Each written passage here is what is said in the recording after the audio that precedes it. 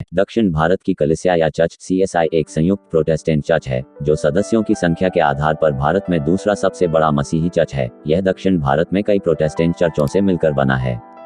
दक्षिण भारत में स्थित चर्चों के बीच 30 साल की संघ वार्ता के बाद 1947 में चर्च ऑफ साउथ इंडिया का उद्घाटन किया गया था। चर्च ऑफ साउथ इंडिया में श्रीलंका में जाफना के साथ केरल, तमिलनाडु, तेलंगाना, आंध्र प्रदेश और कर्नाटक के 5 भारतीय राज्य शामिल हैं, जिनमें 22 डायसिस हैं। सीएसआई सिनड मुख्यालय चेन्नई में स्थित है।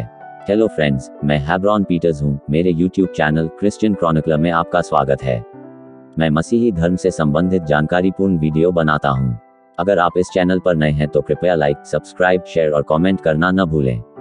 इस कदम से आपके लिए जानकारीपूर्ण मसीही वीडियो बनाने के लिए मेरा हौसला बढ़ाता है। आइए भारत के प्रमुख चर्च संप्रदायों की श्रृंखला भाग 3 में चर्च ऑफ साउथ इंडिया पर हमारा जानकारीपूर्ण वीडियो को शुरू करते हैं।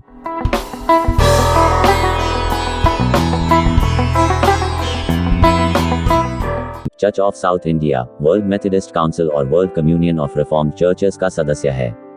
सीएसआई भारतीय स्वतंत्रता के बाद भारत में कई प्रोटेस्टेंट डिनोमिनेशंस का उत्तराधिकारी है, जिसमें Church of England, Church of India, Pakistan, Burma and Ceylon, Anglican, the United Church of Christ, Congregationalist, the British Methodist Church और चर्च ऑफ स्कॉटलैंड है।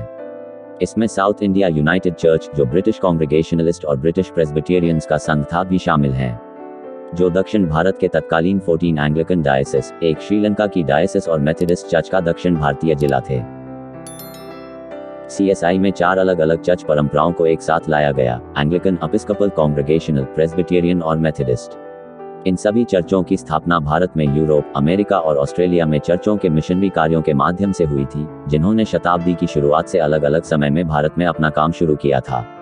Church of South India scheme Chicago Lambeth Quadrilateral में उल्लिखित बिंदुओं के आधार पर एक संघ की ओर अपनी तरह का पहला व्यावहारिक प्रयास था।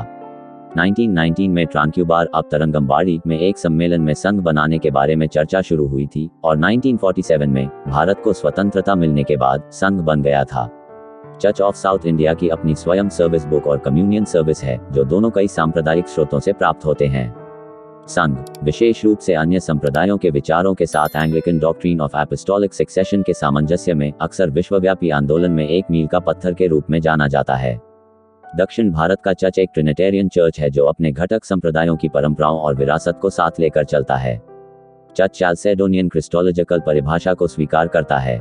संघ विश्वास और जीवन में सर्वोच्च अधिकार के रूप में पवित्र शास्त्रों की स्वीकृति पर आधारित था। नाइसीन क्रीड के विश्वास के अधिकृत सारांश के रूप में बपतिस्मा और पवित्र भोज के संस्कारों और ऐतिहासिक एपिस्कोपेट के आधार के रूप में चर्च बनाया गया।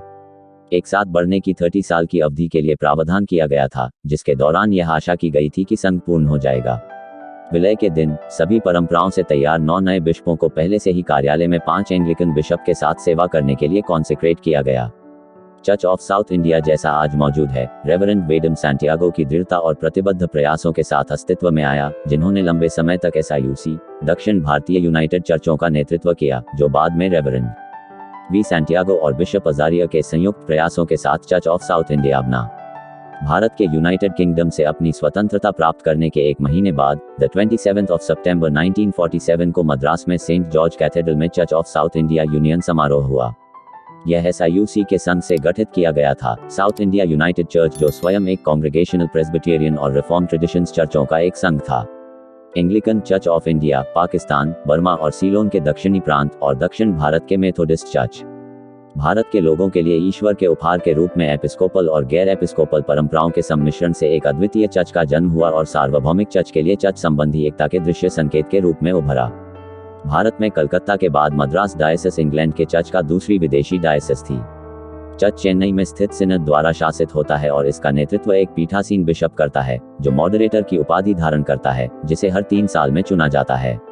The 11th जनवरी 2020 को धर्मसभा में अपने चुनाव के बाद से चर्च ऑफ साउथ इंडिया के moderator most reverend A Dharmaraj Rasalam, जो दक्षिण केरल डायसिस के बिशप हैं। Deputy moderator right reverend Reuben Mark, जो करीमनगर डायसिस के बिशप हैं।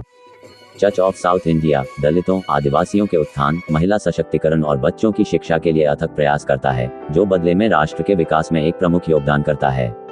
चर्च दक्षिण भारत में 2300 स्कूल, 150 कॉलेज और 104 अस्पताल संचालित करता है। 1960 के दशक में चर्च अपनी सामाजिक जिम्मेदारी के प्रति जागरूक हो गया और ग्रामीण विकास परियोजनाओं का आयोजन शुरू कर दिया। पूरे भारत में 50 ऐसी परियोजनाएं संचालित करता है। युवाओं के लिए 50 प्रशिक्षण केंद्र और कुल 50,000 बच्चों के लिए 600 आवासीय छात्रावास हैं। कुछ शीर्ष CSI संस्थान हैं: बिशप कॉटन बॉयज और Girls Schools, Bangalore; CSI Ewart Matriculation Higher Secondary School, Chennai; Madras Christian College, Chennai; American College, Madurai; Bishop Heber College, Trichy; CSI Institute of Technology, School of Architecture and Planning, Secunderabad; Doctor Somervell Memorial CSI Medical College, Thiruvananthapuram.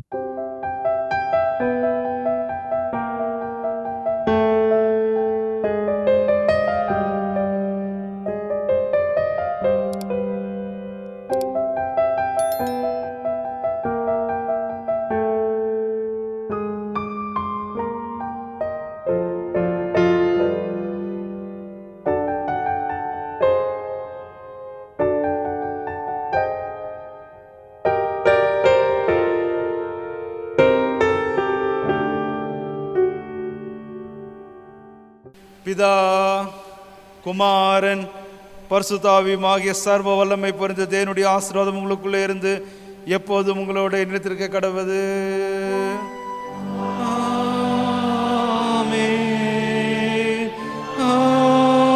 दोस्तों, अभी के लिए इतना ही। आशा करते हैं कि आपको यह वीडियो पसंद आया होगा। कृपया लाइक, सब्सक्राइब, शेयर और कमेंट करना न भूलें।